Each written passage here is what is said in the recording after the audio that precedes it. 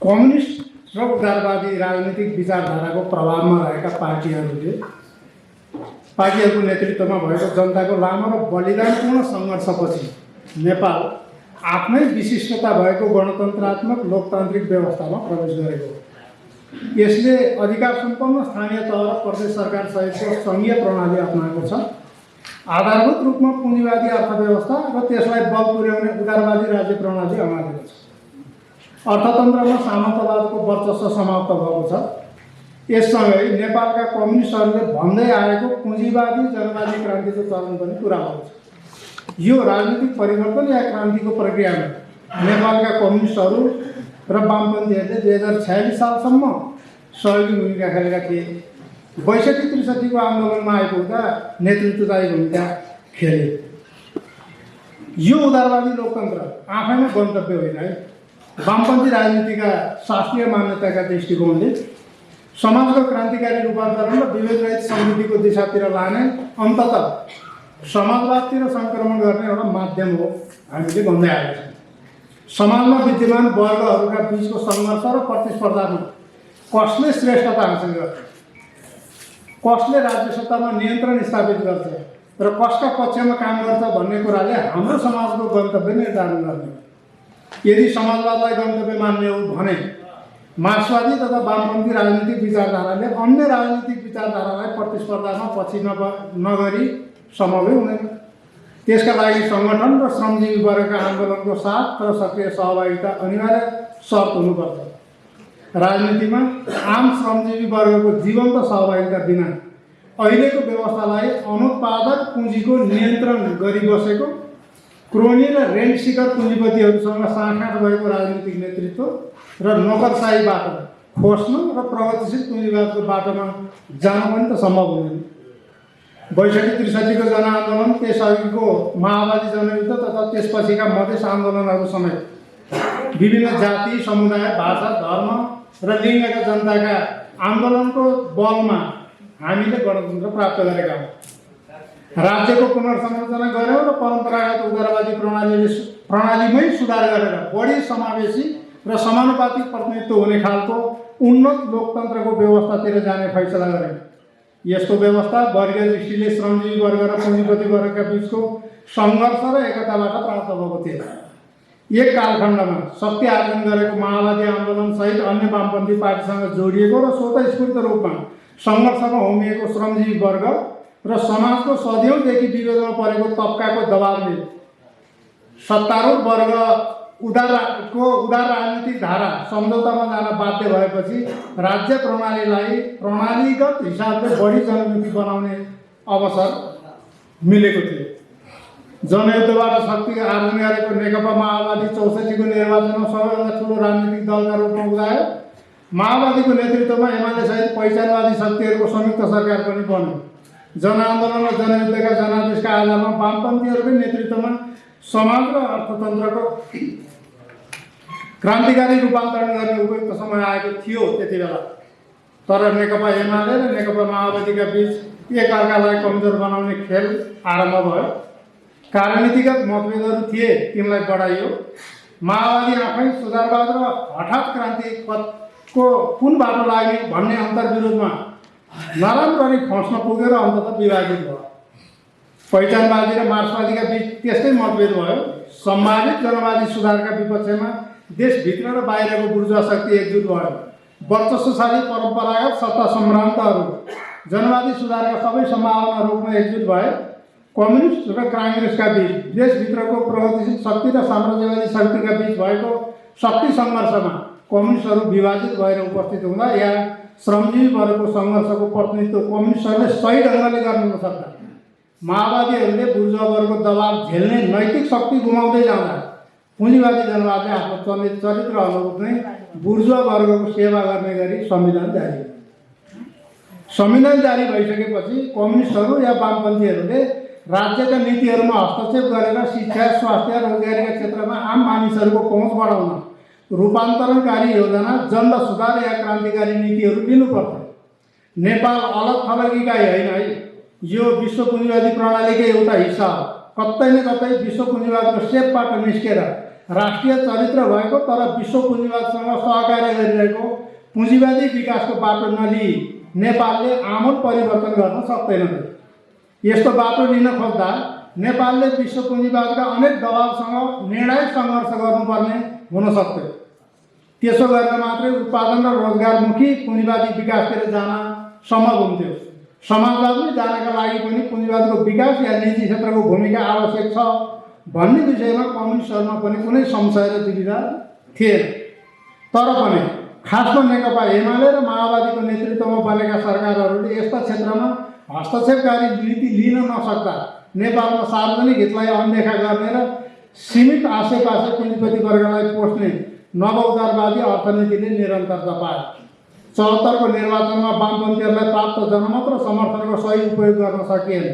यस्तो शक्तिलाई कमजोर बनाउने भूराजनीतिक चलखेल देखिने गरिने थिए। त्यसमाथि कम्युनिस्ट पार्टीकै कतिपय नेताहरूका बीच देखिएको स्वार्थ प्रेरित सङ्घर्षले 7 मध्ये 6 प्रदेशको सरकारसहित सङ्घीय सरकार चलाउन पाएको जनमतको अपमान गर्दै नेकपा विभाजित भयो। आम मानिसमा पलाएको आशा पहलँदै गयो र समाज निराशाको चरणतिर प्रवेश गर्यो। त्यसको लाभ सिद्धान्त, नीति र विचारविहीन लोकप्रियतावादी व्यक्ति र समूहले लियो। आजको निराशाको मूल कारण नवउदारवादमा देखा परेको विश्वव्यापी सङ्कट हो। नेपालमा 2040 को दशकमा लागू गरिएको नवउदारवादी आर्थिक प्रणाली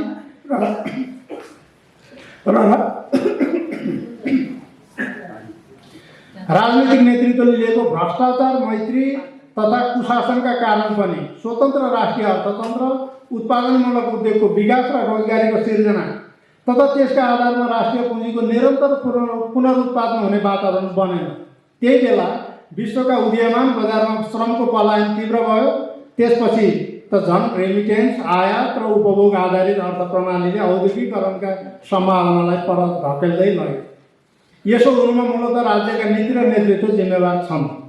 विडम्बना भन्नुपर्छ, निर्वाचनका माध्यमबाट निरन्तर सत्तामा पुगेका कम्युनिस्ट पार्टीहरू र तिनको नेतृत्व पनि यसका लागि जिम्मेवार छ।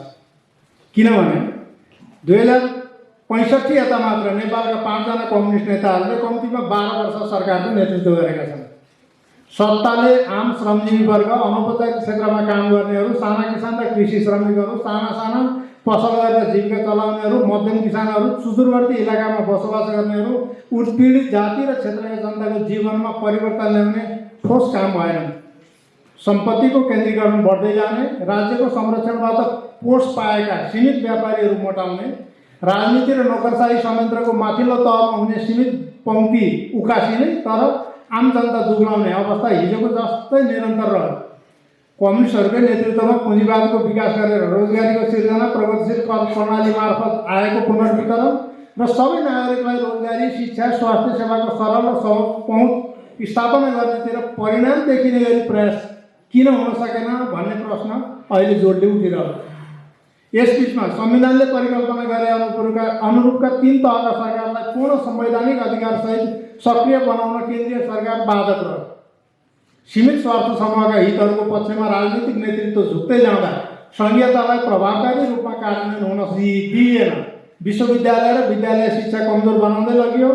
बुर्जुवा वर्गका स्वार्थ समूहका सानो राज्य निरीह र कमजोर बन्ने, कानुनको शासन कमजोर हुने, सुशासन दिन नसक्ने, अल्पकालीन राजनीतिक स्वार्थका लागि न्यायालयलाई समेत विकृत अभ्यास गर्न लगाउने सम्मका काम भए, जसले समाजमा केही हुन्न, देश बन्दैन भन्ने आम धारणा विकास हुन मलदल गरेको छ। अहिलेको निराशाको कारण यदि वामपन्थी दलहरू पनि हुन् भने समाधान पनि त तिनैबाट खोज्नु आवश्यक छ। यी दलका नीतिहरूमा सुधार गरेर उनीहरूले राज्य सञ्चालन गरेका समयमा, त्यो राज्य सञ्चालन भनेको सङ्घीय सरकार पनि हो, प्रदेश सरकार पनि हो, स्थानीय सरकार पनि हो, र वामपन्थी पार्टीको नेताहरूले अथवा वामपन्थी पार्टीको सरकारले नियुक्त गरेका व्यक्तिहरूले नेतृत्व गरेका सार्वजनिक सेवा सञ्चालन, सार्वजनिक सेवा दिने संस्थाहरू, त्यो विश्वविद्यालय होला, अरू विभिन्न सहयोग संस्थाहरू होला, तिनीहरूको पनि सेवा, तिनीहरूबाट हुने सेवा तथा सुविधाका प्रवाहलाई प्रभावकारी बनाएर आसेपासे पोस्ने पुँजीवादी बाटो त्यागेर औद्योगिक पुँजीवादको बाटो खोलेर रोजगारी सिर्जनाका अवसर बढाएर र यसका लागि दलहरूको नेतृत्व र नीतिमा आवश्यक लोकतान्त्रिकरण गरेर मात्र अहिलेको निराशा चिर्न सम्भव छ। यही समयमा देशमा विद्यमान निराशालाई उपयोग गर्दै पुरातनपन्थी विचारधाराका शक्तिहरू सल्बलाइरहेका छन्। विश्वव्यापी रूपमा देखा परेको विचारधारात्मक सङ्कटका बाछिटा हामी कहाँ पनि प्रवेश गरेको छ। त्यसमाथि छिमेकी भारतमा भइरहेको हिन्दुत्ववादी राजनीतिको प्रभाव र भारतको राज्य संयन्त्रसँग जोडिएको हिन्दू अतिवादको राजनीतिक प्रेत नेपालभित्र सल्बलाइरहेको छ। सतहमा देखिएकै कुरा हो, कोही धर्मका नाममा समाजलाई ध्रुवीकरण गर्न हिँडेका छन्, कोही राजतन्त्र फर्काउने जस्तो काल्पनिक चेष्टा गरिरहेका छन्। यता केही वर्तमान संवैधानिक प्रणालीले व्यवस्था गरेका प्रगतिशील कार्यसूचीहरू उल्टाउने प्रयास स्वरूप प्रदेश संरचना या संघीयताको खारेजी, धर्मनिरपेक्षता हटाउने, समानुपातिक प्रतिनिधित्वको व्यवस्था उल्टाउने, समावेशी राज्यको अवधारणा खारेज गर्ने माग पनि उठाइरहेका छन्। यी यावत प्रतिगामी विचारहरू विरुद्ध पनि वामपन्थीहरूले समग्र नैतिक सामर्थ्यसहित वैचारिक प्रतिवाद गर्नुपर्ने बेला भएको छ। यही सन्दर्भलाई ध्यानमा राखेर नेपाल अध्ययन केन्द्रले वामपन्थी विचारका आधारमा बौद्धिक विमर्शमा सामेल भएका विभिन्न व्यक्तित्वहरू, वामपन्थी राजनीतिक दल र समूहमा सक्रिय नेतृत्व गरिरहेका व्यक्तित्वहरू, वर्तमान अवस्थामा सकारात्मक परिवर्तनको अपेक्षा गरिरहेका युवाहरू तथा स्वतन्त्र बौद्धिकहरूको यो अन्तर्क्रियात्मक सम्मेलन आयोजना गर्ने निर्णय गरेको हो। यसअघि 2079 साल साउन 13 र 14 गते आजको वामपन्थ विषयमा यस्तै बहस कार्यक्रमको आयोजना गरिएको थियो। अहिलेको कार्यक्रम पनि त्यसैको निरन्तरता हो। यहाँ उपस्थित विभिन्न कम्युनिस्ट पार्टी आबद्ध या स्वतन्त्र व्यक्तित्वहरूले आवश्यकता महसुस गरेको अवस्थामा विद्यमान कम्युनिस्ट पार्टीहरूलाई सुध्रनका लागि दबाब दिने, राज्यलाई जनताको सेवामा प्रभावकारी काम गर्न दबाब सिर्जना गर्ने र दक्षिणपन्थी प्रतिगामी हिस्साबाट विद्यमान व्यवस्थाका विपक्षमा भइरहेका आक्रमणको वैचारिक प्रतिवाद गर्ने गरी एउटा नागरिक अभियान थालनीका लागि आवश्यक प्रतिबद्धता जाहेर गर्ने अवसरका रूपमा पनि यसको उपयोग गर्न सकिनेछ। यस्ता वैचारिक बहसका लागि मञ्चको रूपमा काम गर्न नेपाल अध्ययन केन्द्र सधैँ तयार छ।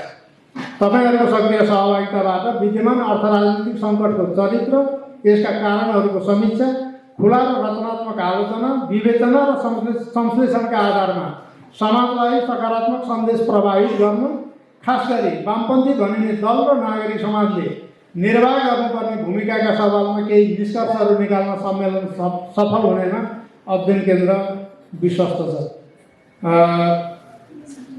मैले भन्न खोजेका कुरा यिनै थिए। भोलिसम्म मूलतः यसको वरिपरि रहेर हामी वैचारिक विमर्शहरू गर्नेछौँ र यस्तो वैचारिक विमर्शले यहाँ मात्रै होइन, देशका सबै ठाउँमा, सबै क्षेत्रमा, सबै समूहमा, समुदायमा, सबै वर्गमा यो खास गरी वर्किङ क्लासतिर यस्ता बहसहरूलाई हामी लिएर गयौँ भने मात्रै आज अराजनीतिक ढङ्गले समाजमा उदाइरहेका शक्तिहरू लाई प्रतिवाद गर्न र प्लस नेपालको जनमतको उल्लेख्य हिस्साको प्रतिनिधित्व गर्ने वामपन्थीहरूले वास्तविक रूपमा वामपन्थी कार्यसूची सहित राजनीतिलाई अगाडि बढाउने वातावरण बनाउन उनीहरूलाई दबाब दिन सकिनेछ भन्ने मलाई आशा छ। धन्यवाद।